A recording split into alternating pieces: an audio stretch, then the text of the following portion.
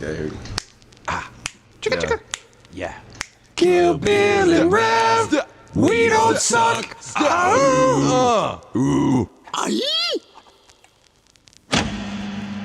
Pop that pussy for a real fella. Episode 90. I'm not gonna say that actually. Can't believe you just said what you said, Bill. That's pretty crazy. So what's going on why would you retract that, actually? Hold on, let's talk about it. Why would you retract that? I don't know, man. It feels like every time we start, I always start with something vulgar. Yeah, that's your shtick. You know, you just can't come up with anything intelligent, so you just go for poopy and genital things. But what about like for the kids, man? Like the kids, like we've got a young audience from 7 to 12. Yeah, exactly, dude. That's our main audience. That's our demographic. They hear like in the cockpit of the Ava, and then just like, this is it, dude.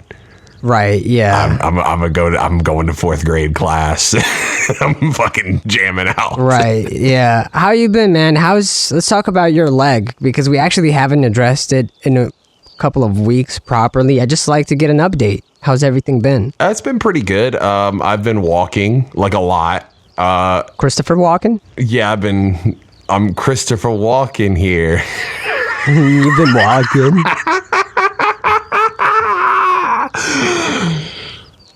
Yeah, no, but it's pretty bad. It's pretty, it's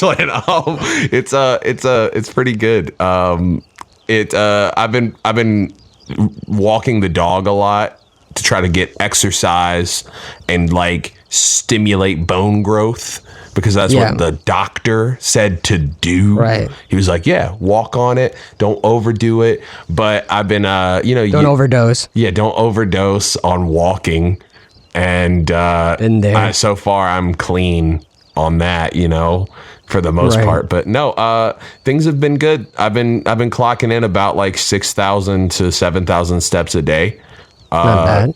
So it's not bad, especially for like if you look, how on iPhones it has like the health app and it shows your steps. Right. And you can keep track of like how much you've walked, how long you've walked, how many flights of stairs you've done. I use a Fitbit, so I'm not too familiar with that, but I know it's that like the same similar, idea. Right? It's the same. Right. Yeah, same idea. And if you look, it's like June up until the accident, because I was doing so much. I was clocking like 12,000 a day. Like I was really pretty mobile, Right. And then that was like when I was working on the house a lot, and then it's like I broke my leg, and then it just goes black, like the fucking graph goes black, and like comatose. Yeah. It's like it went from like 0, then like one day I have like 50 or something like that. You know what I mean? It's like really low, and then now it's back up to like in the 7,000 to 8,000 a day range, which congrats. is pretty good for me. Yeah, dude. It's just the only thing that sucks about it is like at the end of the day, my foot hurts like fuck. That's the only thing that sucks. Is like it gets real stiff feeling, and like we've been having the hurricane, like the tail end of a hurricane here, so we've been getting a lot of rain, and like that whole, I'm just now like experiencing that whole like, oh, when it rains, the bone that you broke will hurt, and it's happening, and I was like, oh, that's a thing that's happening, and that's what yeah. So how's your leg? Doing pretty great. I've been working on a whole lot of different stuff. I mean, you more or less know everything I've been involved in. I keep myself busy. Yeah. But one of the things that I've sort of put a hold on is my project. I mean, I'm still working on it, but not as actively as I was for the last couple of months. Mm-hmm. The reason being is that I was having fun, and I did have deadlines in my mind, and I had sort of like, I don't know, like small goals, like, oh, I'll be done with this by this date, I'll be done with that by this other date. And unfortunately, there's so many other things that have been keeping me busy. I say unfortunately. Fortunately, my life is in a sort of a place where I am being kept busy with many different things. I'm grateful for that. But at the same time, if I'm trying to meet all the expectations that I have of myself, then I think I will burn out. And I did get to a point where I almost burnt out again. And so I told myself, hey, there is no pressure for me, I think, to release a project this year. Something I wanted to do. Because, I mean, we dropped Skin at the start of the year, but I wanted to have my own debut come out in 2020. Yeah. And I was putting a lot of pressure on myself just because I thought, you know, I know it's arbitrary, but I thought it would just be cool to do so. And if I don't set goals and deadlines, then I know, you know, it might never happen. So I have to be a little bit disciplined with myself. But I got to a point where I think, you know, I feel like you can be disciplined in a healthy way, and I think you can be over the top disciplined. And I think I was kind of moving towards the latter for a while there. And then I started working on music that didn't pertain to my project directly. And I was like, oh, wow, I was having so much fun. I got into it in a way that I wasn't really into my own project, because I was getting to a point where, you know, with my own projects, I was connecting all the pieces and grabbing this and grabbing that. And it became so detail oriented, and me sitting on the same stuff for such a prolonged period of time that it almost became an obligation. And it's not, you know, I don't want, every time I say something like this, the audience is like, yo, Rav, you take as long as you need. You know, we don't get, it's not, I don't feel obligated to deliver y'all something. No disrespect. The obligation comes from my own sense of obligation that I put on myself. Well, I can't believe you just said fuck y'all. So like that. Fuck y'all. No, but you know what I mean. It's not something that anyone else can say that will really change it for me. It's something that I must uncondition myself. And as a response. And so I started working on music that didn't directly link to my project. And I started having a lot more fun again. And I was like, you know what? Fuck it. This needs to be fun for me. I need to instill some discipline into myself, but not at the expense of this being fun and this being the cathartic release that it's always meant to be for me. So I've been having a way better time since. I've still got a lot of other obligations that I've put on myself and things that I do, but I'm pacing myself relatively more healthily. I've only got like 3 to 5 things that I do a day now, and that's a lot more manageable for me, and it gives me a sense of purpose. It gets me excited to get out of bed. It gets me excited to go to sleep and sort of think about the next day, and instead of feeling this sort of dread of like, oh fuck, I didn't do this, or oh fuck, I didn't do that. So I'm in a way better headspace now. Sorry for rambling about it, but just no, that's not rambling at all, man. That's all like fucking super duper relevant to just like, I mean, I kind of feel where you're coming from to an extent too, because this is a new update for me. If you guys, I'm using a new microphone right now. You're currently hearing me coming through a new microphone. Oh yes, congratulations on that. Yeah, and I wanted to point out something that I didn't realize about myself until I purchased this microphone. It is kind of a similar, like not like an obligation feeling or something like that, because it's coming from a different place. But I did not realize until I bought this mic and it came in that I was kind of like disillusioned with like music a bit. Like I felt like I was just kind of doing the same thing over and over and over again. And when I tried to like experiment like outside of like my comfort zone, I felt like it kind of would like fall flat on its face, and I wouldn't like have like I felt kind of limited to an extent. And there's a lot of like a certain type of like sound that I wanted to achieve, and I thought that it was like my voice, like that was not letting me do it, if that makes any sense. And I didn't realize until after getting this mic and recording by myself, because it's different when you record on the U87 like with people, you know what I mean? That feels like a different, especially because like especially recently, because like you mixed all of that stuff that we recorded, and so it's a little different. But there's like a whole like dynamic to my voice that I feel like was not there on the C1 that I was using.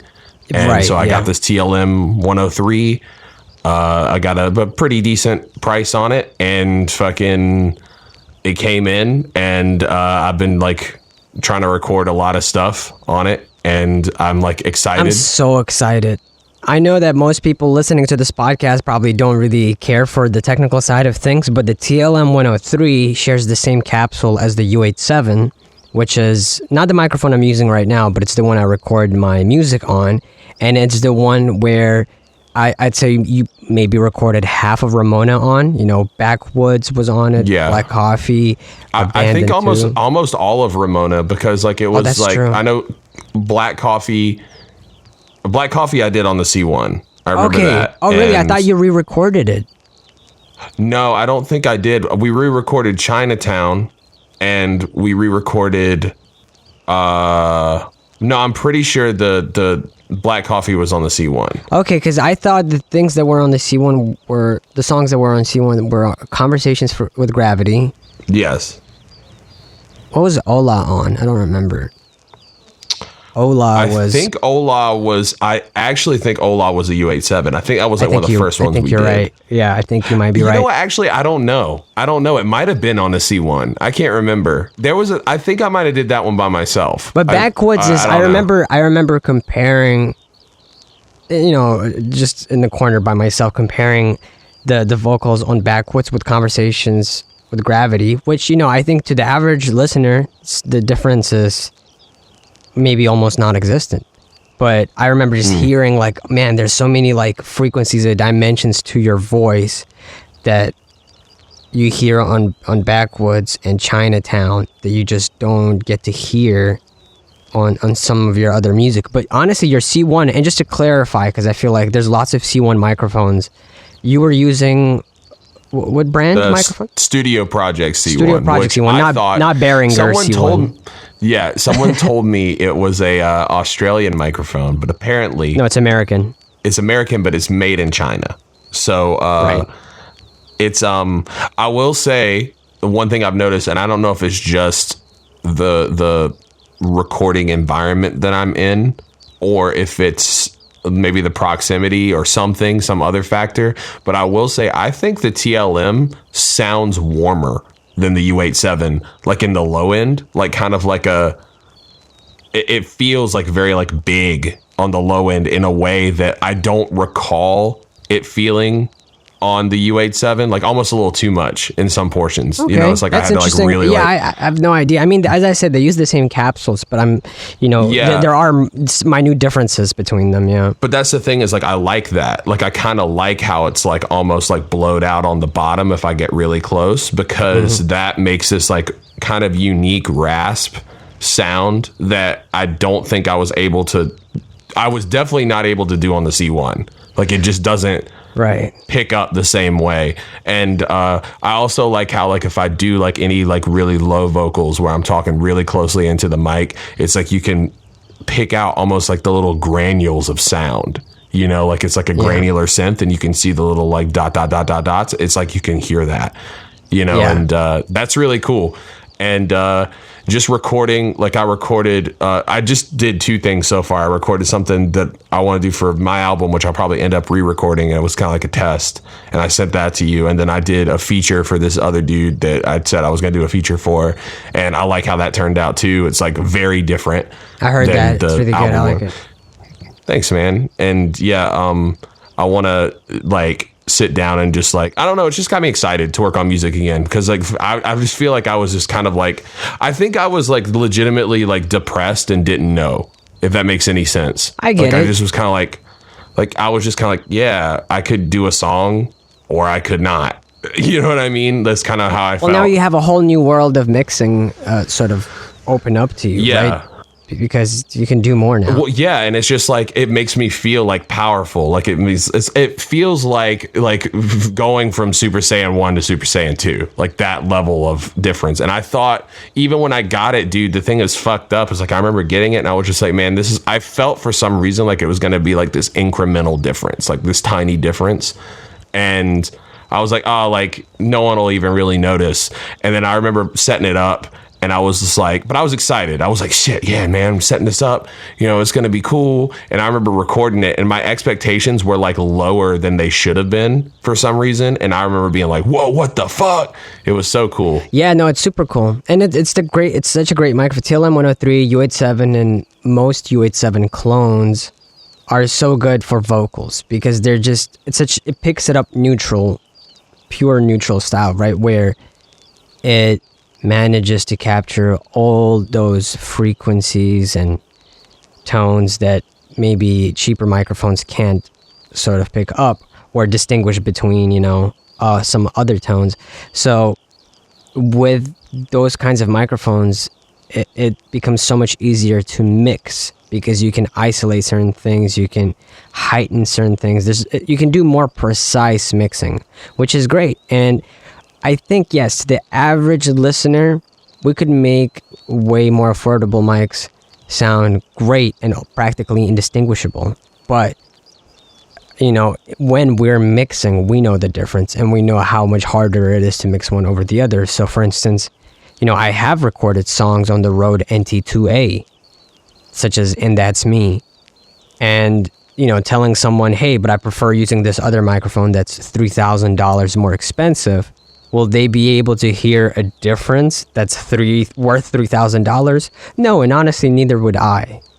But in the mixing process, it does make a difference. Yeah, I do think that the TLM is a great upgrade, a good middle ground, though, in that, yeah, because the value, it being like a third of the price, yeah, and it sounding almost indistinguishable, almost as good. Yeah, exactly. Unless you have a preamp that's $3,000 plus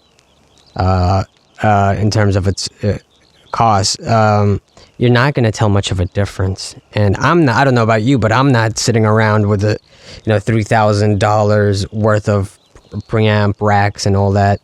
So I use a pretty straightforward setup. I have my SSL 2. Mm-hmm. And I am planning to get another preamp in the chain, one with, valves and tubes like I used to have before, but I want to get a better one and sort of playing around with that and seeing if it adds like a warmth that sometimes I want on certain records or not. But even that, whatever I'm going to end up going with, it's going to be less than $1,000. Right. I don't want to spend more than $1,000 on an additional part of my setup. I actually found your tube preamp. I think I mentioned this to you before. That's right, but yeah. I found this box that had a bunch of I call it the Ramona box because it reminds me of like all the stuff we were doing during the Ramona era. But it's like this box of all the stuff from Colombia, and it has like a bunch of shit in there that was yours. And because I remember you had that big suitcase, and to save money, you were like, nah, fuck it, just leave this all here. Like for the most part, like when you left. Yeah, I mean, because I left still with like 2 massive suitcases. Yes, that were packed, and that I was really worried that I wouldn't be able to make it back because they were way over the weight capacity that was allowed. And I actually cheated the system when I brought it over to the airport, and you're supposed to put it on the scales. I put my foot underneath it. And smart. I propped it up, like the side of the suitcase, and I propped it up, and I managed to make it like 15 or 20 pounds lighter than it actually was, each suitcase. Hell yeah. And man, bitch. It was so stressful. But yeah, had I not left, I mean, that stuff just wouldn't have fit. Oh yeah, for sure, dude. With what I had, like I don't know. It was a strange time, and I appreciate that you let me do that. But yeah, I remember. I thought I left the preamp with you. I remember thinking, like, where is it? Well, the thing is like we couldn't get that preamp to work for whatever reason. I guess it was because it's like the voltage has to be a certain way. And I wonder if it's that, yeah. Or also, I mean, you're supposed to wait, right, for it to warm up before you can use it. Well, we did. Remember, we plugged it in. We did try. That's true. It was like the European outlet or the European plug. Yeah, because I bought it in Spain. That's right. Yeah. Right, and then we put I remember ordering or buying the adapters, or you did it, I can't remember. One of us did. Yeah, I had some adapters because otherwise I couldn't charge my laptop, yeah.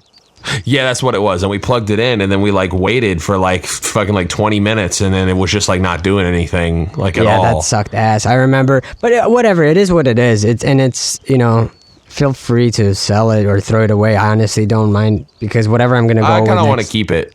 Oh, for memory's sake.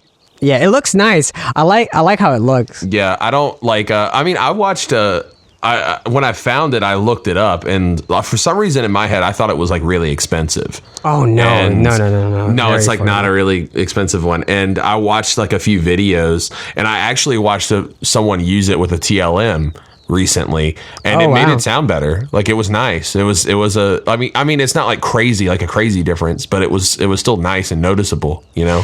You should consider getting an SSL too. I use it a lot. I was thinking about it just because fucking the only reason I didn't want to get it is because it was having all those driver issues that Square was having when he first got it with Windows.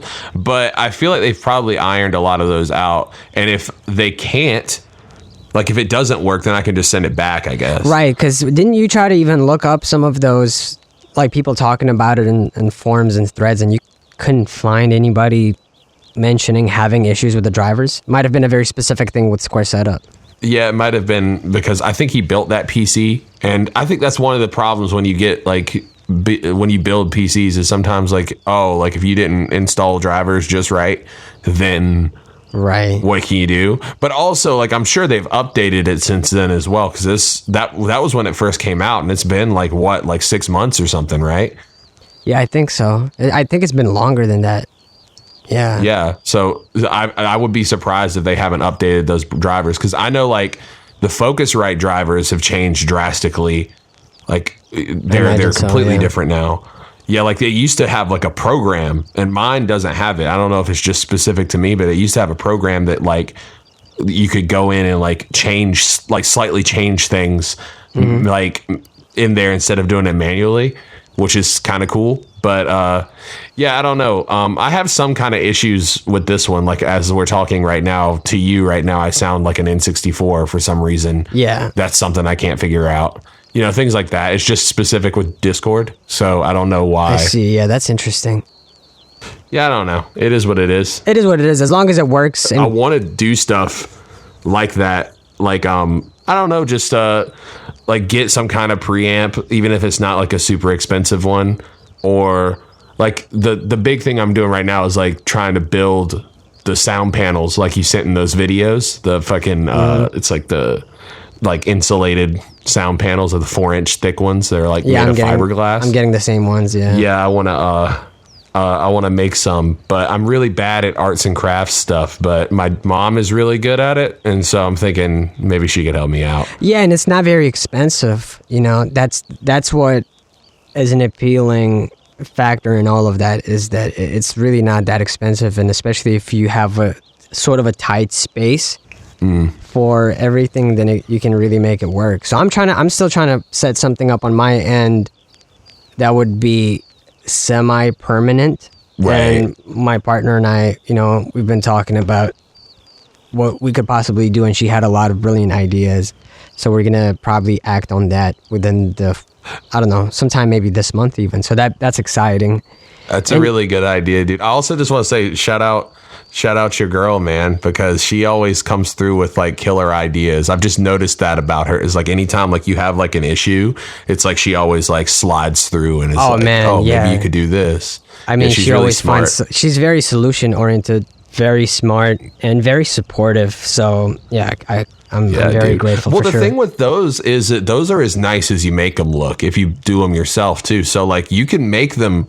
Like, I feel like they could look almost decorative if you do it the right way. Oh, yeah, for sure. I mean, I'm going to make it look like you just ripped the wall open and the insulation is exposed. I'll be honest, I'm not going to go too much. You're not going to put like fabric on it?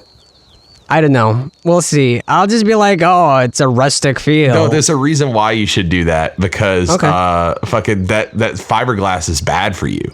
Like if you like have it exposed, it could like inhale it. Right, that's like, right. That's yeah, because it like not if just sitting there, but like if something bumps into it or bumps like the cat jumps on it or powders. something. Yeah, that's right. Okay, yeah, you're right. But like the thing is I watched that video of the dude who did it in the shower, and then there's another video of him actually making them, and how he does it is like he just takes fabric that he buys off of Amazon or whatever, and then he just wraps it around it and kind of staples it.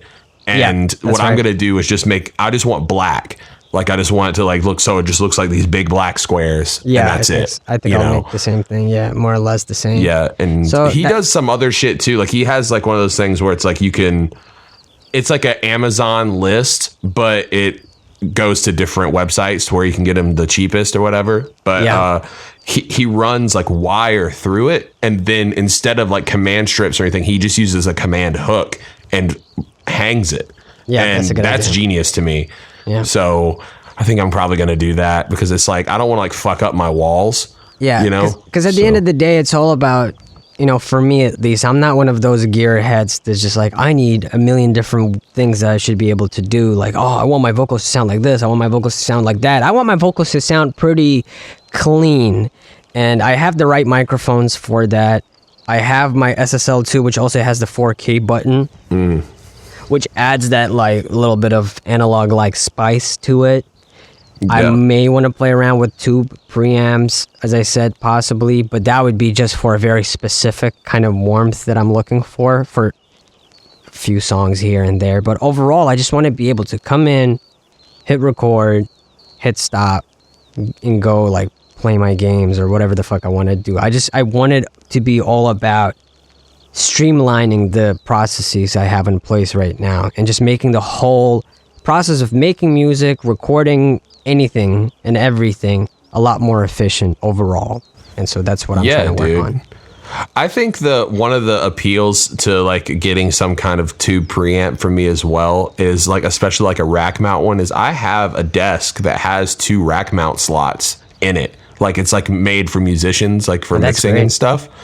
And like what I've been using it for is basically using it to like route wires through, right? But one of the things that I could do is just like route under it and then put those there. And then so like while I'm mixing or whatever, when I turn my shit on, I could just turn on my fucking preamp, like just right there, you know? So like I might look into getting something like that, but it's not like a big like priority for me right now. Honestly, I'm still just fucking stoked about the mic itself. Like it sounds so good, just dry coming in. So it's like, but like, I don't know. It's I always want to, I feel like improving along the way would be cool. And it's also like a thing, it's like a business expense. It's like some shit that like it's for something that means a lot to you, and also it's fun. So it's like, cool. Yeah, for sure. Yeah. And I'm not saying, you know, I'm not shaming gearheads either. I'm just saying that I hate them.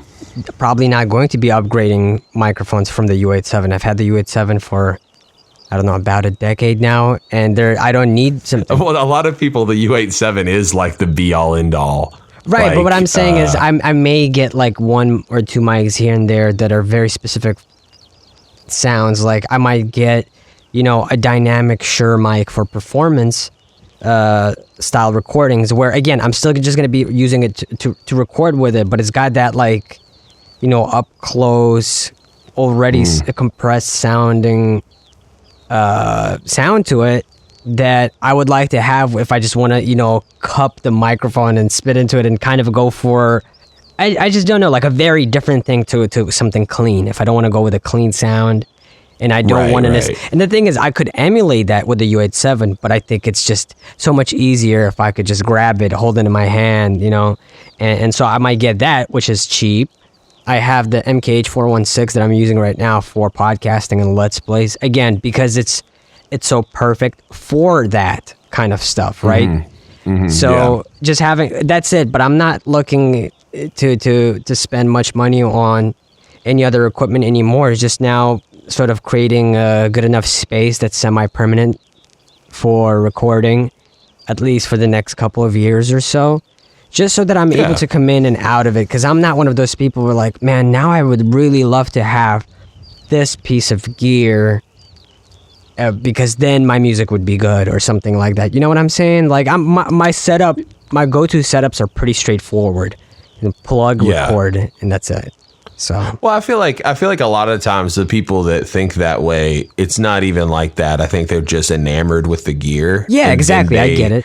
They like it's like we've all had friends that like they never made music, but then they'd be like, oh yo, if I had this, if I had that, and I'm like, yeah, those are cool. But and conversely, we have lots of friends, you know, who are producers and rappers who will get equipment and they'll be talking about like, oh, I really can't wait to get this thing, and they'll show videos of other people using it.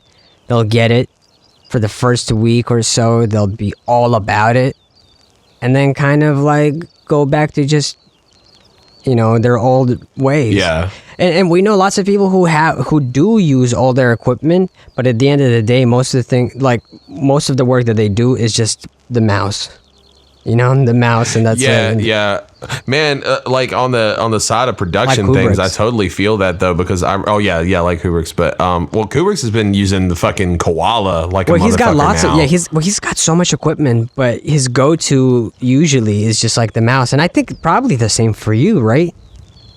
Yeah. I was gonna say, I bought those the what are they called, the pocket operators. I got a couple different ones of those. Yeah. And the thing is that I got them because they're cheap and fun, you know, and I was like, oh, okay, cool, these are tight, right? But when I make stuff on them, I never want to like actually try to mix it down in a DAW or anything. I always just feel like, oh yeah, this is cool, and that's it. I could just do this better with a mouse. And I think that's just what I'm used to. I've never really been like, I have like a synthesizer, I have the Motif, and I used to use that all the time. But I think that when I started doing more sample based stuff, I was just kind of like, you know, I'll use some VSTs, like I use Serum and stuff like that. But really, for the most part, it's mostly just sample flipping, that's the most fun shit to me. And then it's like I could sit here and spend so much on gear and never make sounds that are as dope as those samples, you know? Yeah, exactly. Just texturally or anything. I have a bunch of like Korg keyboards, you know, synths and stuff, but the thing that I use the most is the Nano Key, which is like Korg's tiniest MIDI keyboard that's Bluetooth, you know? So just because it doesn't have any wires, its keys and everything are so tiny, it's smaller than my laptop, I can travel with it. It's got some pads on it. They're tiny, but it's got the pads. It's got some keys. And you know me, I like to play synths and I like to sample. And even though I have those actual Korg synths, I prefer like the digital Moog. You know, what would be the word? You know, the synths that they try to sort of make it sound like Moogs, you know? Like the kind of like imitation Moogs. Imitations, like the real that's analog right. ones. Digital imitations of analog keyboards. I still prefer that. I mean, if I had a proper Moog, there's certain Moog keyboards that I've eyed and I was like, man, that classic, you know, Moog sound, I'd love to have that, to add that to my setup. But at the end of the day, my setup is very portable, you know? It's just a keyboard. Sorry, not a keyboard. Just a laptop. Then that Nano Key. And my headphones. And that's it. And so I can just break it out if I'm traveling. Take it out of my backpack. And no cables at all. Bluetooth, laptop obviously doesn't need any cables. Bluetooth, MIDI controller, Bluetooth headphones. And that's it. I love that for production stuff. Because I love sample driven stuff, and I do compose stuff too, you know me, on the side, but I primarily just love fucking with samples, maybe throwing some synth work on top of it. So I don't need overly complicated, I don't really rely so much on hardware and stuff. Yeah. And so that's why I like the minimalist approach that I have to it. And I totally understand. Mm-hmm. Some people have such amazing studios and amazing hardware that I probably couldn't replicate with my setup. But I'm not desperate for it, at least at this stage in my life. I'm happy with what I can do to work within my parameters and limitations. Yeah, I feel like that like in the box kind of approach is just so much easier. It's cool though. Like the thing that really excites me in terms of gear is like retro gear. And it's less for a sense of like actually using it and more like almost like owning a piece of history. Like that's like a thing I want to do one day is get a real working TR-808, get a really super old school Moog synthesizer. Yeah, something same. like that. Like stuff that I think that are just cool to have, and even though they're like expensive, it's like damn, like What would you love got to that have shit. actually? If you could just right now, I was like, hey, I'll get you anything. Like, what would you be like? Hey, I always wanted to have one of those, or like, I'd love to have. Like in music or just in general? In music. Man, like it's hard for me to say because I could say something like a TR-808, but I also know how limited that is, and that it's just Right. kind of, it's cool because it's got its own, like it breathes in its own way, and it's kind of analog. Probably like a Moog, like something really, Yeah. like an old school. I don't know all of the, I know they have like the fatties, like the cheaper the ones fatties. or whatever. Yeah. And like whatever the like nice one is, the real nice one. I would like the fucking G-Funk Moog. That's what I want. Yeah, definitely. Though that would be nice. I would like to get. What something what about you, man? If you had a gun to your head and I said, "Hey, I'm going to buy you something or I'm blowing your brains out." Which one are you kidding? That's a good. Yeah, I don't know, to be honest, because I think I'm right there with you. I'd like to get either a Moog, which now that I'm looking at the prices, I'm like, man, why don't I just get a fucking Moog? For some reason in my head, they were more expensive. But Well, they were always like, I'm looking at them right now. Hold on, let's see here. Yeah. They're always advertised like, oh, these are fucking expensive. I I mean, really some thought of about these it. are like, $12,000 and stuff like that, and $15,000. But I don't need the top of the range stuff. Yeah, see the See. Moog 1 16 voice 61 key polyphonic analog synthesizer is on Sweetwater is 8,500. Yeah. But then they have like the sub fatty, which is like 350. But that's just, I guess that's just wait. I'd probably get a mini Moog anyway, like because I don't, as I said, I don't need something really big, and I kind of like I don't know, some of those classic Moog sounds, and you could reproduce them on most Moog keyboards. Yeah. At least the analog These ones. things look So cool. They just they do look cool. I would probably go for either that or an SP404 or both. I'd like an SP404. I feel like SPs are great, but I feel like I wouldn't use it very often. You know what I mean? Like it's like one of You don't think so? Because I feel like they're so convenient in the sense that you could just break one out and you don't need your laptop. You don't need anything. You just can grab one, make sure it's charged, and like go to the park, plug your headphones, Yeah. and just go to town on it. Have a little sandwich next to you, like picnic in a park with your SP404. Yeah, it does kind of have this like element of like, oh shit, like you could just fucking chill and you could like be doing it and nobody even really know what the fuck you're doing, you know, except for people who know what that is. Like I feel the same way about the OP1, but I feel like for the type of music that we make, probably 404 would make more sense. But the Yeah. OP1 also kind of has this like, oh, this even smaller. It's even like less weird to pull out. You know what I mean? I see what you're saying. But I mean, at that point, why I wouldn't even go with an OP thing. I would just go with a phone. Because the phone's already in your pocket. Yeah, but the OP does some stuff that your phone can't. Okay. Like it has like its own like little synthesizers in it, and you can also like sample the radio. That's true. No, you're right. OP ones are. I guess the reason I always thought of SP404 as kind of being better is, well, it's like half the price, A, and B, it's just such a classic hip hop piece of hardware. It's such a Yeah, classic sampler. It's like right there with MPCs. I think it depends on your like what you're wanting to do with it, because technically speaking, with an SP, you could sample, but you could sample melodically. Like you could sample like little, like one note things. But with the OP, like then you can actually like make a bunch of original music with no samples at all. as well, you know, other than the drums. That's true. That's true. But with the SP404, you could just grab a sound, sample it, and then, you know, as you would on a MIDI keyboard or like an FL, turn that into, you know, like, oh, okay, now it represents different notes.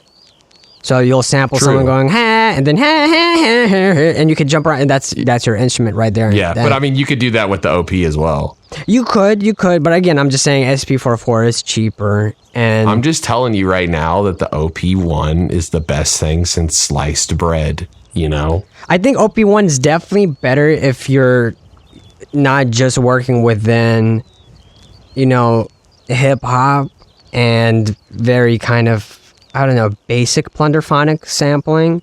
So like if you're doing vaporwave stuff, the SP404, and I'm talking about classic vaporwave, right? I think the SP404 suffices perfectly. It really gives you everything you need. For sure. And with hip hop, you know, boom bap, for instance, and hell, even some trap stuff, SP404 deals with it well. But then if you want to get, into kind of more, I don't know, you do hit a wall in terms of what you can do with SP404 that you don't hit with OP1 in the same way, at least not immediately. I do feel like the OP1 does offer you more. I also things don't know. I don't know about this either, but like, does the 404 have a microphone on it, or do you have to like plug it like in, like plug it, like have a line? To be honest, I don't know, and do they have? Do they have any new versions of the SP? Because if they could make one where you could just record something on your phone and then drop it through Bluetooth, just through Bluetooth. Well, you could, if you had a line, you could just do it straight through your phone too. Like if you have just like an aux cable, I'm sure. That's true. But most phones these days don't have any aux entry points anymore. Yeah, it's true. But I mean, like you could get like a little, like have an aux, like dongle. if you have an iPhone, you could get like a dongle. That's what I use for like things. but even then, that's like an extra thing to carry. That's why I'd love to see a modern day SP404 Redux where you could just Bluetooth. Maybe you could even like airdrop it almost. You know, like you record something on your phone, because iPhones have incredible microphones on them. Okay, I see there's a SP404 SX, which I think is slightly different. I don't know how. It says turbocharging the world's most popular portable sampler. I don't see how it's different. Okay, it says it has a built-in mic, so that's cool. That's cool, and I wonder how good it is when compared to, you know, like an iPhone. Like an iPhone, yeah. Yeah, because the iPhone is really good. But, I'd be interested to see how that performs. But what was my point going to be? The thing that I do prefer about the OP1, though, is that I love playing the keyboard. I love playing the keys. I love being able to play chords and composing stuff.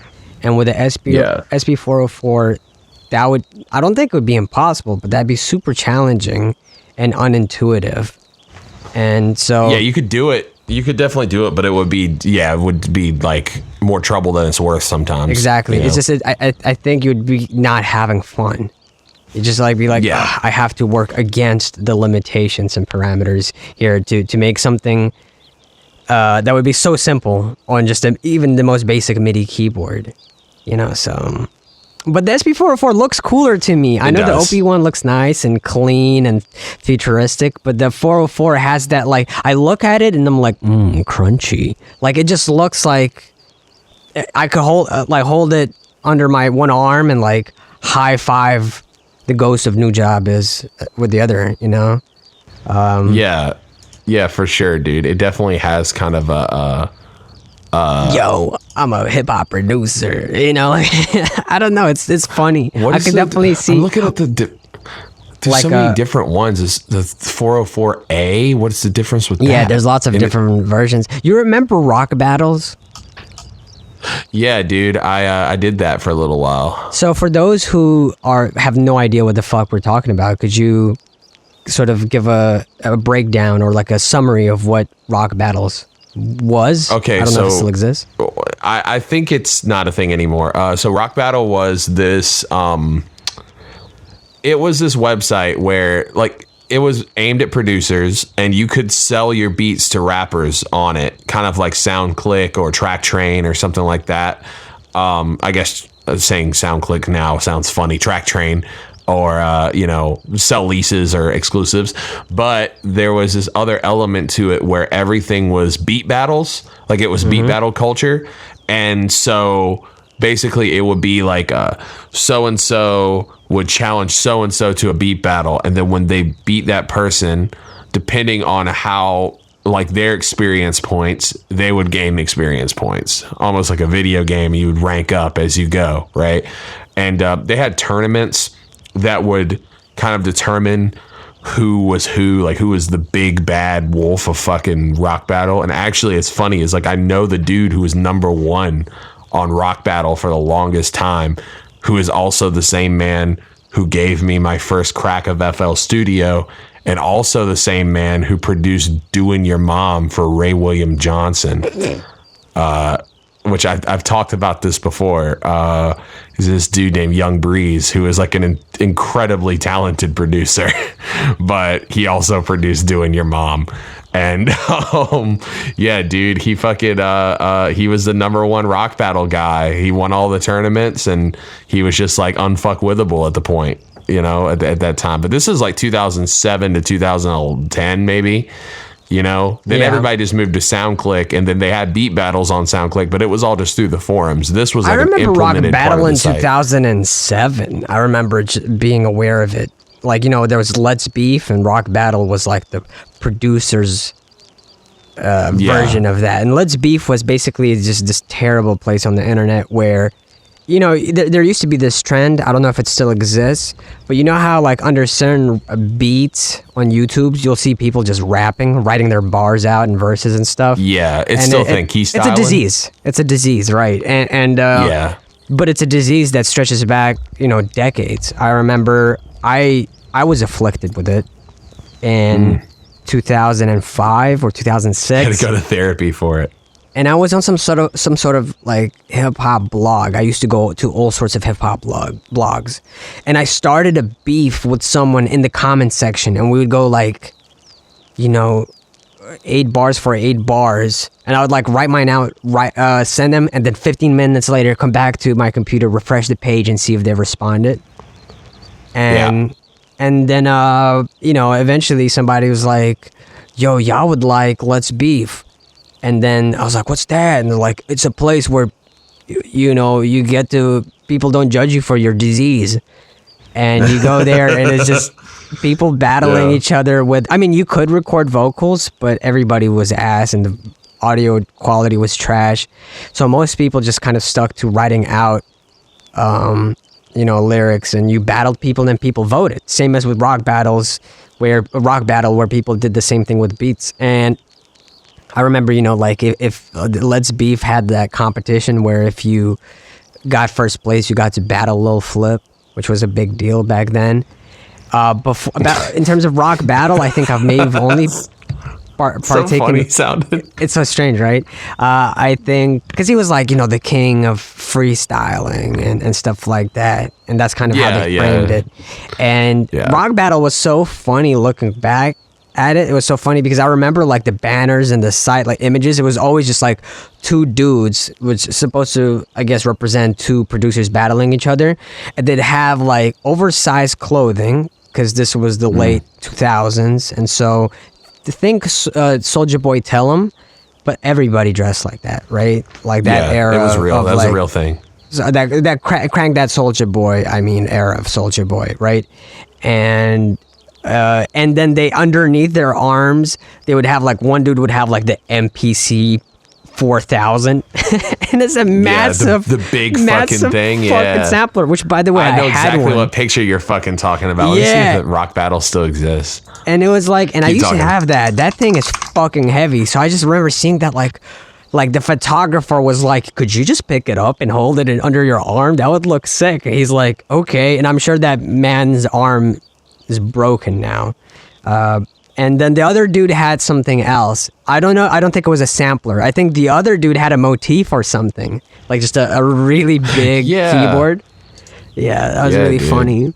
That was a time, and I remember just thinking, "Fuck, this is so cool."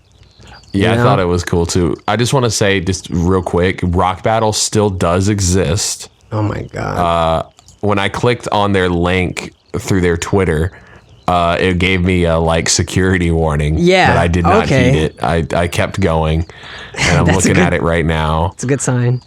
I'm not putting any of my information here. Yeah, dude, it looks bad. The website looks pretty shitty.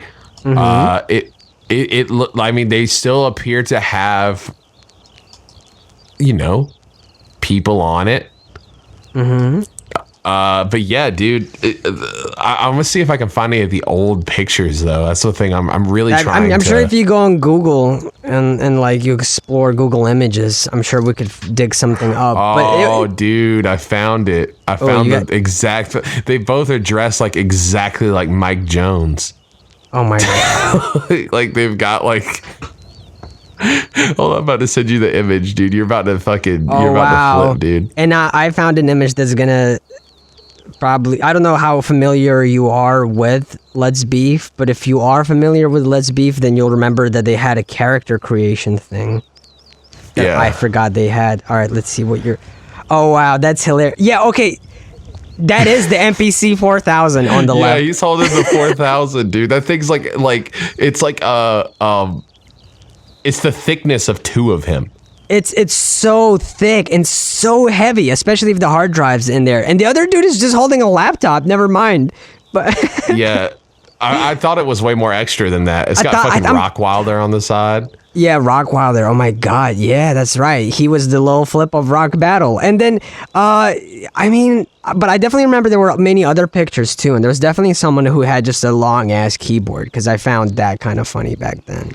Yeah, I know. I'm sure that it's there. I'm looking right now, but they're all. A lot of the stuff is like real random because I'm sure it's people who, like, it's their fucking images on Rock Battle. Like I just see a picture of the Juggernaut. I see a picture of Muhammad Ali. It's just real random shit. Yeah, I saw the Juggernaut. I'm going through those images too, and I'm like, what are these? I see like old memes. Like I see a picture of Waldo that says "Ball so hard, motherfuckers want to find me." Man, yeah, dude. I never participated in Let's Beef, so looking at this is real funny. But like, it definitely reminds me. The one you sent me, but it reminds me a lot of like a very certain era of my life. Also, there's a fucking Rock Battle thing on that. The mixtape volume 2. It was Let's Beef and Rock Battle collabs. I guess. No, because they were basically, I think probably the same people owned those sites. Because on Let's Beef, everywhere I went on Let's Beef, they would have Rock Battle advertisement. And it was like advertised as the producer's counterpart to Let's Beef, And I remember I thought it was so cool, and I'd go there and listen to beats, and I was so mad that they were only like, 30 or 45 seconds long, or like there were rules. They were like, you could choose the type of battle you wanted, right? Where it's like, this kind of long or that kind of long, and you pick genres and stuff. And on Let's Beef, you had like how many bars? Do you want to go for an 8-bar battle, 16-bar battle, or 32-bar battle? Which, what the fuck, man? Dude. And so many people just spend their lives on there, like every day. Yeah, because I mean, like, I'm sure that like a lot of like when I was like first on the internet and I first like started getting, because rap was so confrontational back then. Everybody was always just dicks to each other, and I remember being so like emotionally invested in like a lot of my like little fucking beefs on the internet. And it's just so stupid now in retrospect. Like, I wish I could just like shake myself and be like, you are spending so much time and energy on something that like you're gonna like look back on and be like, what the fuck was wrong with you? You know? And I mean, I understand it. I don't know.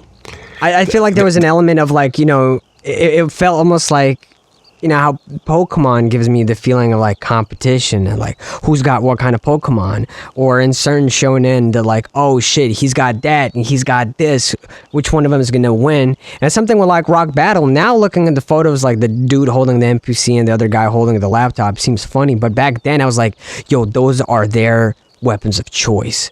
you know, Very and, like, shonen. Yeah. yeah, very It's shonen, like, and their gear yeah. represents who they are, how they dress, and like what style Yeah. that they represent. And like styles made me think of like, yeah, like, oh fuck, it's like this type of martial art. He goes with South. Remember when instead of trap, it used to be called South/club?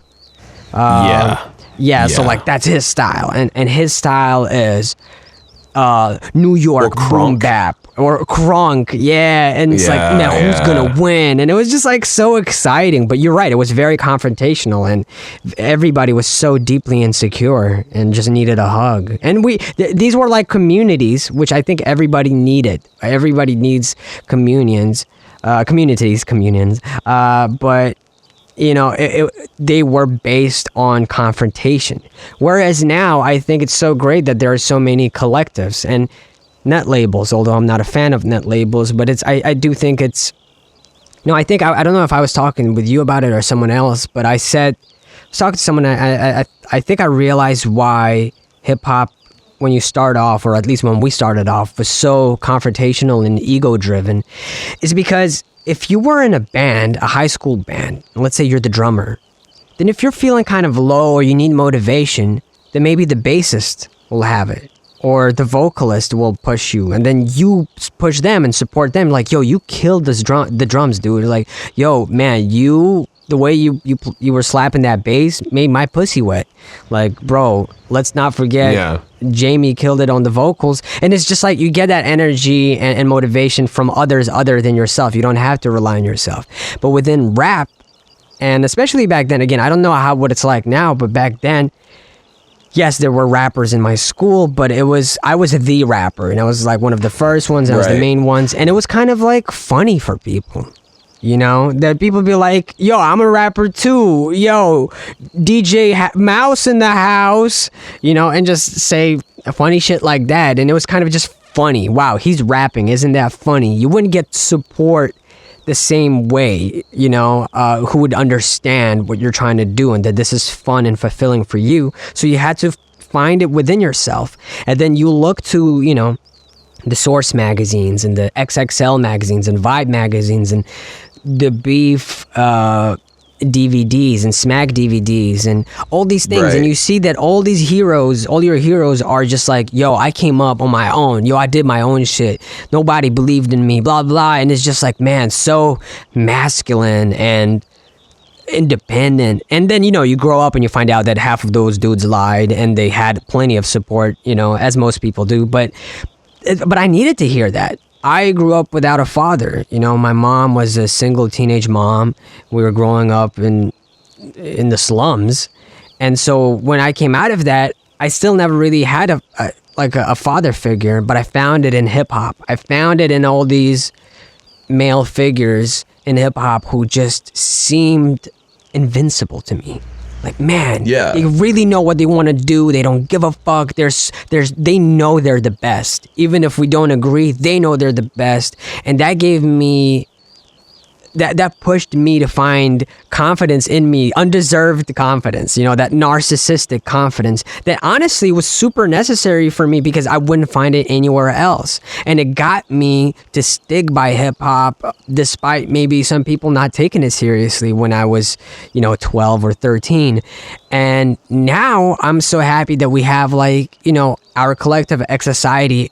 I look at it as like an informal community where we can encourage one another and be there for one another, and without, you know, necessarily feeling like there has to be a competition at every, you know, turn within our individual careers. Yeah, I think that there is such a like egocentric thing that comes with rap music in a sense of like, I don't even mean that in a sense of like but it is all you. It is all like kind of on you in a sense of like you don't get that that support from friends. I was always looked at like weird for rapping just in general.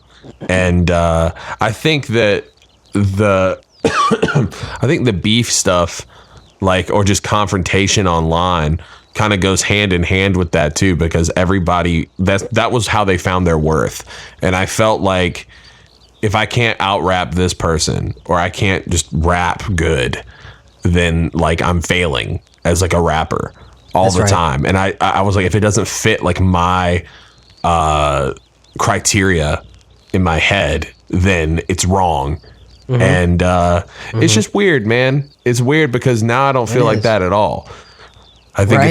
it's very much like you get your own, like there's a lot of music that I listen to now that I would have hated then, but now I just love it. And But also, you come from a place of production as well, so I feel like you got the benefit of being part of music communities, because I think the production competitive side dissipated much quicker than the rapping one, because the producers were all nice. That was Yeah. the difference. I mean there was some competition, like with SoundClick. I know a little bit, you know, on the Yeah. at least in the forums. From what I saw, some people were kind of like, oh, you know, there was a pissing contest. But once everyone moved over to like SoundCloud and Tumblr, then it's like, hey, how about we all like work on the same sample and then like have a Team Supreme thing, or how about we all support each other? Yo, I love your music, and it became so much more community based, and everybody Yes. like found their own corners within the internet. For rap, it took much longer, because within production, you find your corner and you're like, that's dope. I like what they're doing and it's giving me inspiration. Within rap, I was like, fuck, he's doing what I'm trying to do. I have to be better than him, because we can't both that exist guy. within. Yeah, we can't both exist within the space. Production, you can't, because it's like the rappers will pick beats that sound good. But if two rappers sound exactly the same or occupy the same space within a particular corner of hip hop, I think they both feel threatened by the other's existence, or at least they did at some point, because they were worried that, you know, this town ain't big enough for the both of us. That mentality persisted for way longer, I think, within the rapping sphere of hip hop than it did within the production side of hip hop. Yes, I think that production, I feel like, has always been, because it's like such a there's always going to be people who are like fighting over plays, or who think that they're the shit and that everyone else sucks, or that they're innovators, or they try to tell you what to do, like how to make music. And Right, that's right. But at the end of the day, I think a lot of people just saw through that as just people being shitty. Whereas I think with rap, there's this kind of entertainment value that comes from that, because that leads, like the conflict leads to content and art, you know? And with production, I think that was a big problem with a lot of rock battle stuff, is when they did have it be this confrontational type of interaction, then it was less about making good beats and like more about being innovative or overproducing. And you saw a lot of that on SoundClick as well, just people competing with each other. And it wasn't as much like spoken in the same way that rap would be. Everyone had a little clique, everybody ran with them, and all those people in that clique made this type of music, and they didn't deviate, you know. And it was I was kind of on the outside of that. Like I tried to start several little things, but it was never anything super serious. And yeah, dude, like it was just a different thing. I will say though, it was a lot healthier than the rap stuff, because the rap stuff, I think I tied so much of my self-worth in it, versus the production stuff was like, oh, I lost this beat battle, but I learned something from this person, you know? Yeah. And like I battled a few people. I battled like Twan Beatmaker, who he's gotten some pretty big placements, and I beat Twan in this battle. I was like really close, but it was like the voting, I won by like 2 votes or something. Oh, that's tight. And like and that dude was super cool, and we ended up talking a lot, like on Skype, you know. But I just remember when, I don't know if it was, I have some names in my head, like, you know, Johnny Giuliano, Superstar O, and things like that I recall. I just remember when a lot of these dudes moved to YouTube, it was so much about like, look at these cars I have, look at this that I have, and that I have. It's just screamed, you know, I need validation. yeah, I And think one of the things is that they were trying to do was do what rappers did on do like what MTV rappers Cribs. did and stunt. And I remember like buying into that shit so hard when that shit was happening. I didn't even sort of see it as like, oh, like this is kind of like a call to, but, No. but to an extent that worked for them. Like that whole Sure, it became like a shtick, but it did work for them. And I mean, it still exists now, like with TikTok and all that other stuff. Now people call it flexing, but back then it was called stunting. And it's been around since, honestly, since the bling era.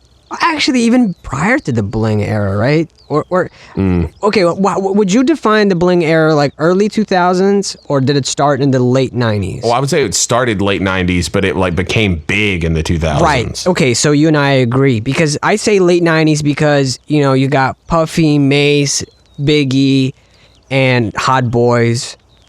Like, that's where I think it started kind of bubbling.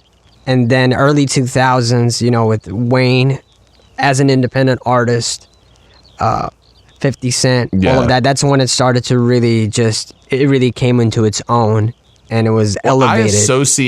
I associate bling era stuff with Hot Boys, like the that's the origins for me. Yeah, that's where the origins is for me. But the reason I do think it elevated past that, what like early 2000s more so, is because you started having MTV Cribs became a thing. That was a new show. Yeah. And it went so hand in hand with that wave of hip hop, because now you get to show off that you've got this mansion. And if you don't have at least 10 cars in your garage, you're not a successful rapper, you know? And looking back at it, it's so funny. And now we know that a lot of those places and the cars and everything were rented out for those specific episodes, which is smart, by the way. Way smarter than actually copying all those things. House is fine, but cars, terrible investments. Whereas my favorite episode, looking back on it now, was the Redman one, where he was like in a small apartment and it was like all trashed, and he was like playing the Wu-Tang game on the PlayStation or something. Yeah. And it was just so funny because, like, for those who are not particularly familiar with MTV Cribs, the format was, it's like, you know, the camera approaches like this massive mansion, and the celebrity pops out going, "Oh, hey, come on in." And then, like, you know, they follow him in and like, "Here's my fridge, it's bigger than your house," you know? And it would be like, "Oh yeah, this car, that's right, Lincoln used to drive this car." And it was always about flexing. There were episodes where people's homes were like, "Oh, this is my 5th home. It's also my private jet, but I've transformed it into a home as well in case I ever need to fly somewhere but don't have a particular place where I want to stay." It was so much about stunting, you know? And so when Redman's episode came out, that was the best, because it was just like a crappy little apartment. It was great. It's weird. I don't even think I've ever seen the Redman episode. That's fucking funny though. Oh, it's hilarious.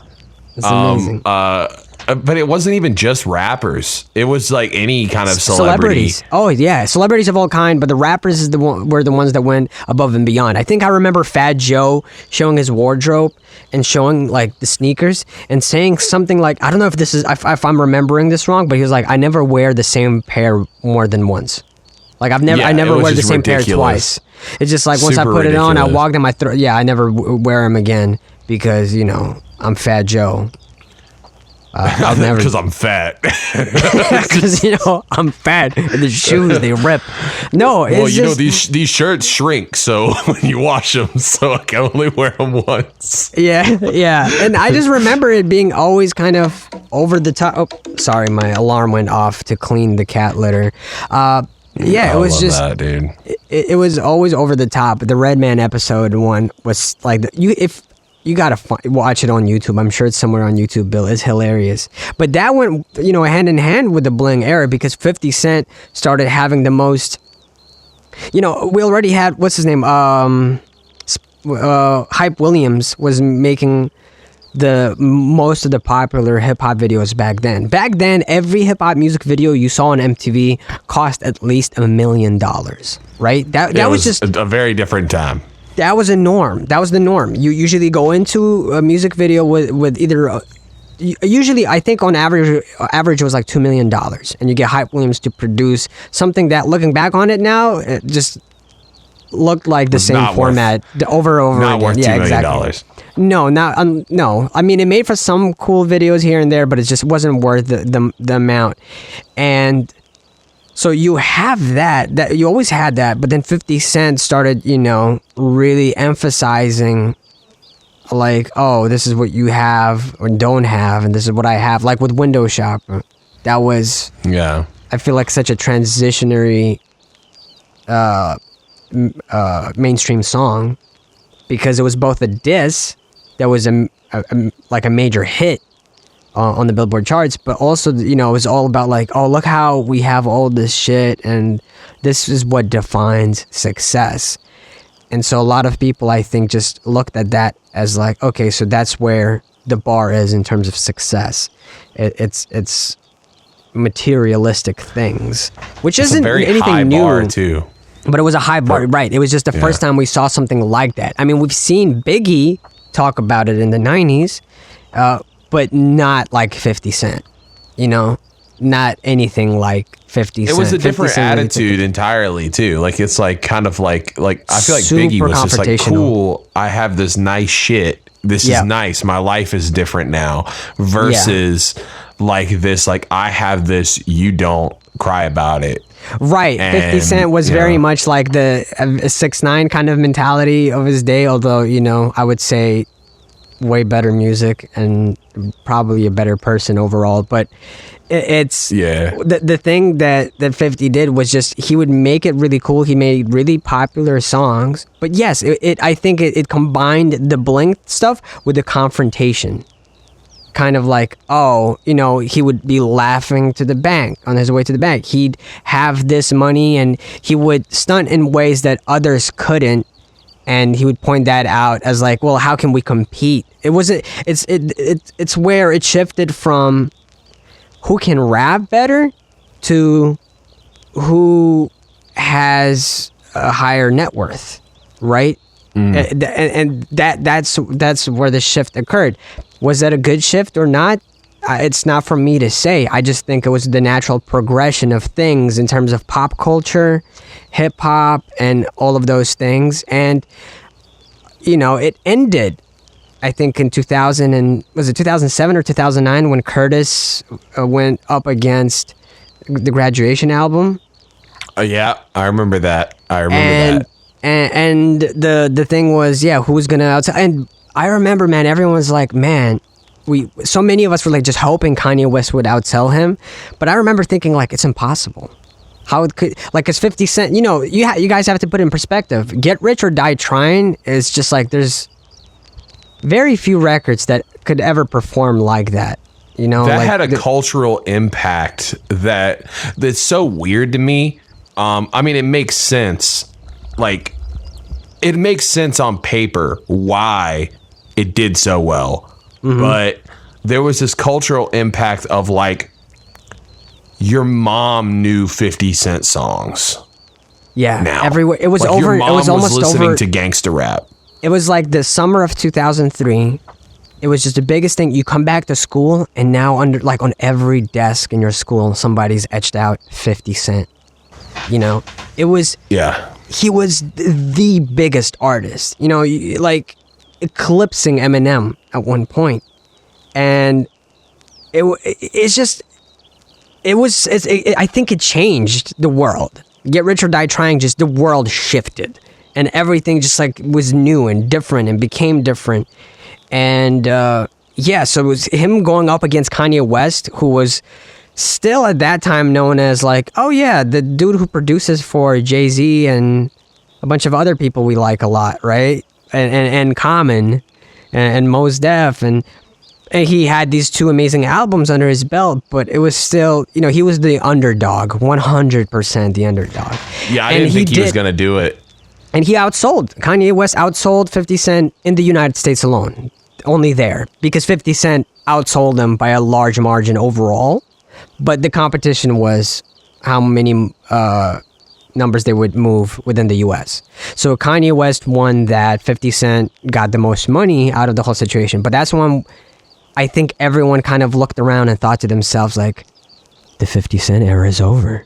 And they were right, that things really started shifting away from G-Unit and Dipset. That was the Curtis album, right? Curtis album, yeah, which was good, by the way. It had some good songs, but it wasn't The Massacre. It wasn't Get Rich or Die Trying. Yeah, You there's know, so it many wasn't How to Rob. songs. I feel like it was like even the singles and stuff. Like it was kind of like a bad. I wouldn't say it was a bad album. It was a good album. I liked it. It was just a bad 50 Cent album. Yeah, you know? like it's like what was it? AO Technology was the lead single. I think so. Yeah, And that's such a weird fucking. Why have 50 Cent on that song? You know, it's like it was like so a fucking weird. Justin Timberlake and Timbaland song. Yeah, basically. and just again, putting it into perspective again, guys, 50 Cent was so big that his best friend, Tony Yayo, was still in prison when 50 Cent blew up. Kind of like think Earl Sweatshirt and Tyler, the Creator. Except for Tony Yayo wasn't really a rapper. He was like a street dude, primarily. Kind of like think of a West Side Gun. A street dude who was helping his homie, who then started rapping as well. And Free Yayo becomes such a big thing. The merch would always sell out. Everybody was out like, yo, free Tony Yayo. I'm telling you, this was free Earl Sweatshirt before Earl Sweatshirt. When the free Earl Sweatshirt thing was happening, I was like, oh wow, they're doing the free Tony Yayo thing, right?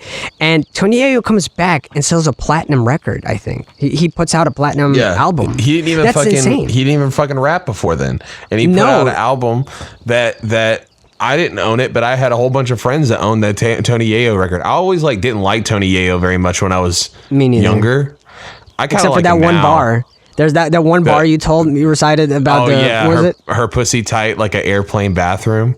Yeah, wow. That's a bar. That's one of my favorite bars. That was on bars that I Know You Don't Love Me. That fucking song. That's the best song, dude. That's his best song. That's such a good song. Yeah, that's a good song. You know, that Lloyd beat Banks is so good. Lloyd Banks pushed great numbers. Young Buck pushed great numbers. That G Unit album that they had, what was it? I don't remember what it was called.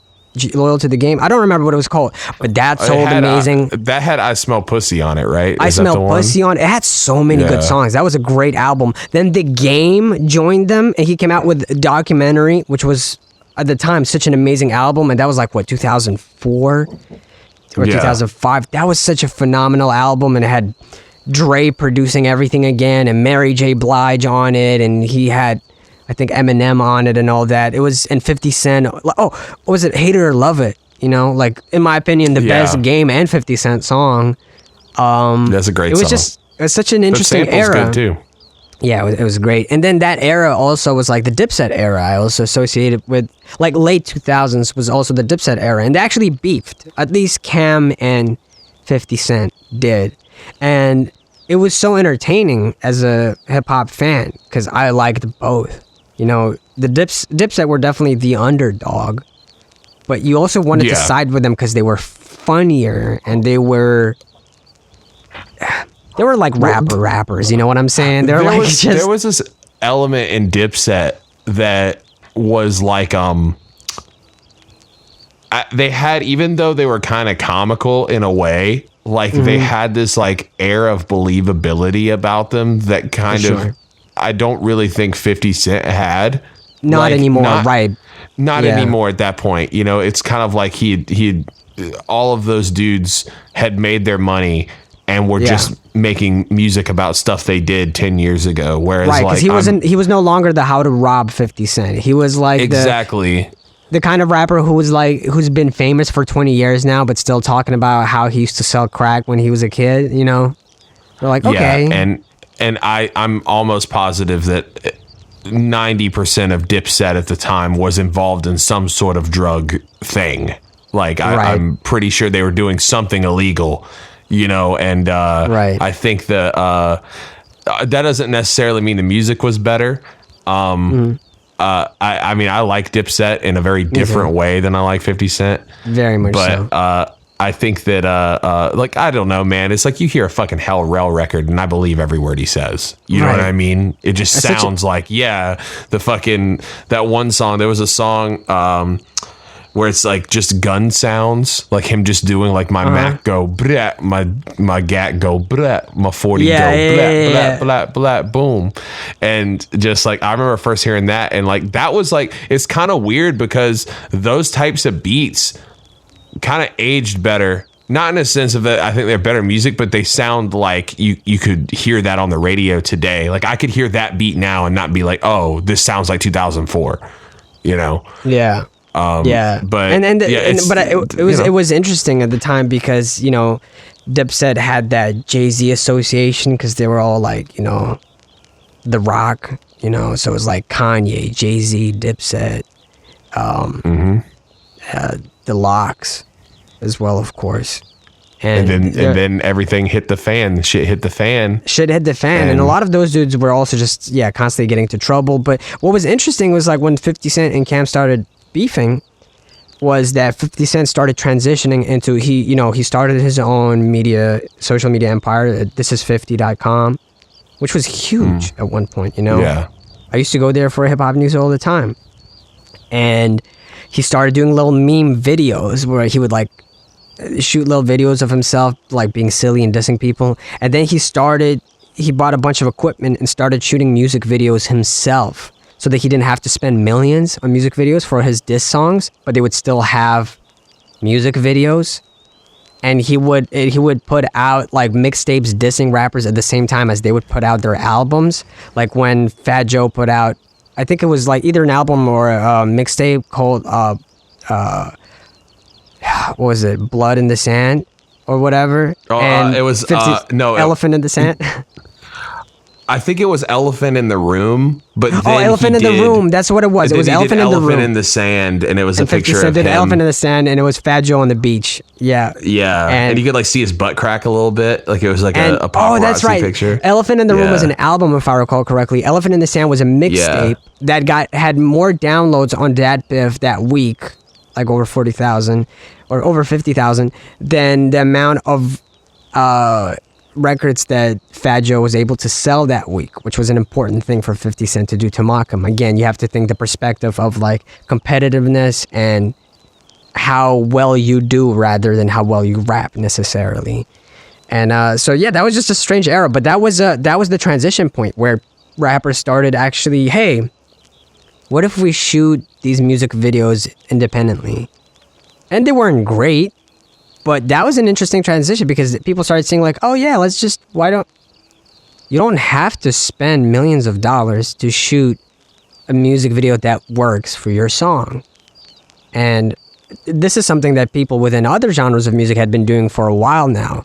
But for rap, that was a new way of trying to do it. Like, oh, you could shoot a low budget music video and it can still be dope as fuck. So yeah, it kind of reminds me of like the proto like Chief Keef approach, like how exactly, like Chief Keef did all those videos when he was on house arrest, and it kind of reminds me of the same, like that era reminds me even like Lil B, him doing all the videos, or like him doing videos directed by Krayshawn and like all these other people.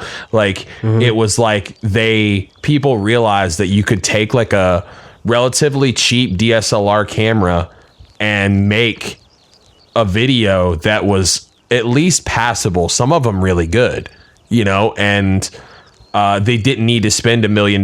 They could just do some shit and hire some people for a day and then just get a guy to edit it. And that would be it, you know. And it's not like a lot of those videos weren't very complicated, you know. No. It was just kind of like they're rapping in a camera. There might be some little props here and there or something like that. But like, I think that rawness kind of inspired a whole wave of fucking indie rap and like even not indie rap that did that type of shit. Like it makes me think of like Night Lavelle putting out a fucking a song that had like 3 million views that was shot on an iPhone. You know, that's crazy. And it's the same kind of idea. And you know, I'm just glad that we moved away from the green screen era of music videos. And for those that don't remember what it was, a famous example would be Eminem or like Shady Records, Who Run It, where it was just like, you know, it looked like they were in front of a mental institution, but it was so poorly green screen, the cameras are twisting. And if you want to find a very particularly terrible example of it, look up Cage, what was it, Shoot Frank? I don't think I know that one. Where he had the cap and this, he had a suit on, he had a cap, and man, I gotta find it for you and send it to you, and like you just watch it real quick, and I think a bunch of memories will come back, not specifically for this song and video, but for that genre of music videos. That was also kind of popular for whatever reason. And what was another example? Like Toy Soldiers is another example by Eminem. Yeah. Of like this terrible. Okay, I found it. Let me link you. Let me see this. So you could just quickly jump around, and whoever put Cage in a fucking suit. At least he's not got the fucking Guy Fawkes fucking. I'm looking at it right now. Hold on, I'm kind of skipping around. Oh man, he's got the cap and the suit. That's rough, dude. Yeah, jump to like. Oh my. I'm skipping around. I see. Go to 30. Go to 22. He's got that Weatherman shirt on though. Yeah. That's hard. Yeah. Yeah, this is terrible. This reminds me, there was one Wax and Dumbfounded did Walking in the Rain. This kind of reminds me of that, but I liked Walking in the Rain that because one worked, yeah, that one kind of worked. I like that song a lot. Yeah, but, and again, I'm not against green screen music videos. I think there's so many of them are really, really good. That specific style of music videos though, that like in Shoot Frank and like Toy Soldiers and all that just looks so bad. Takes itself too seriously, also in a way where like Shoot Frank is such an amazing song. That music video just does not fit. What the fuck was the director thinking? You know, I don't know, man. But then you have some great music videos for Cage, like Captain Bum Out and I Never Knew You. Like those music videos are great. Shout out to Shia LaBeouf. Man, him when he's like, it's like that kind of top down view, and it's like him in front of the fucking like the sewer drain or whatever, and he's like dancing. That shit looks so fucking stupid, bro. Why'd they let him do this shit? This is what I'm saying, man. Because like when I think of Cage, I don't think corny. You know what I mean? Like it's like the opposite of this energy. You think Ballad of Worms and Ballad of Worms or the fucking I saw a Serbian film or like any of those. Film. Yeah, like that. You think like shit. Like Cage. This is the same man who said like, of course I'm fly. I've got moth eggs in my vocal cords. Like that shit's so fucking hard. And then I just see him dancing like this, and I'm just like, bro, you need to not do that ever again, man. Yeah, that's rough. That is rough, man. This was a fun ass podcast. I know we just kind of talked about some equipment. We reminisced an era online of confrontational hip hop battles, both lyrics wise and production. Then we just talked about 50 Cent and the Bling era briefly. 50 Cent we talked at great length, but we talked about the Bling era briefly and MTV Cribs. This episode was very much centered around our nostalgia for the early 2000s, I guess, and mid to late 2000s. Equipment. This is good. I like stuff dude. like this. This was good. This was good. I mean, I feel like it's a very niche audience that will enjoy this podcast. I feel like half of our audience might not understand it. I think they'll still appreciate. I don't give a fuck about what you're fucking talking into, buddy. That's what they're probably thinking. Well, I'm sure some people appreciate it, at least from perspective like, oh, like I don't know what these things are. They might look into it, or they might find it curious if they were unaware that this world existed. I still find it fascinating. Or they like hearing us say numbers and letters together. Right. They're like, wow, these boys are passionate about their nerd shit. Good for them. Yeah, he's got the GHB 1492. Yo, you got the Chi-Chi 9? You got the Chi-Chi 9? Yo, no, but dude, that Chi-Chi 9 SX is the I was talking before we leave, I have to say this. I was talking to the love of my life, Joe, about my sense of humor. Or Joe Budden. Fat Joe. Yeah, like fat Joe Budden. It's when Fat Joe and Joe Budden fuse together. But yeah, I was talking to my girl, and she was like, she's like, did you ever realize that like you just laugh at you just making up words that make no sense? And I thought about the fact that I just laughed at the name Cokie. Like, I remember. And it's really we were playing not the game. funny. At all. Like, at all. Man, it is. It's funny on a, okay, this is the thing. You know, people talk about like, oh man, why do you enjoy childish shit? Or like, wow, we're such an adult. I don't believe in the idea of an adult. To me, a true adult is someone who's in touch with their child self. The child There's you doesn't no go away. child side to that, dude. If your kid comes over to you saying like "Goki," then there's something fucking wrong with your kid. Nah, bro, nah, fam. I'm telling you, if you like, man, I bet if you're like playing with your friends, like a bunch of like 9-year-olds, and you're like, yo, and you're playing like a wrestling game on the GameCube, and you're like, what do you call your character? And you go, Koki. They all fucking laugh. They'll all go like, yo, that's gas. So there you go. The reason why I'm laughing so hard is the name Koki actually came from my old roommate, one of my old roommates who like I haven't seen in like 3 fucking years. And we were sitting there just like playing this, we were playing Final Fantasy VIII, which I just randomly play through like twice a year for some reason. And I was like, what should I name the main character? Because like, I don't want to name him Squall. That's fucking lame. And then he was like, he looks like he does coke. Koki. And then I just laughed. That's great. No, but that's great. That is funny. It's like, you know, it's like trying to explain slapstick to someone like, hey, why are you laughing at him falling off his bike? Well, he didn't plan to fall off his bike. He was really confident in himself. Then he fell off the bike, contradicting the confidence he had in himself. No, you just say you laugh at their suffering. And end right, it there. But the reality is it's like kind of a very visceral thing, and I think a lot of the stuff that's associated with childish humor and yeah, and these things are just funny. And if they're not funny to you, that's fine too. Not everything will be funny to everyone. You don't have to convince no, dude, let me explain to you why poop humor is the funniest. Look, if poop humor is funny to you, it's funny to me. Then so be it. You don't need to convince anybody else that it's funny to you or that it should be funny to them if it's not.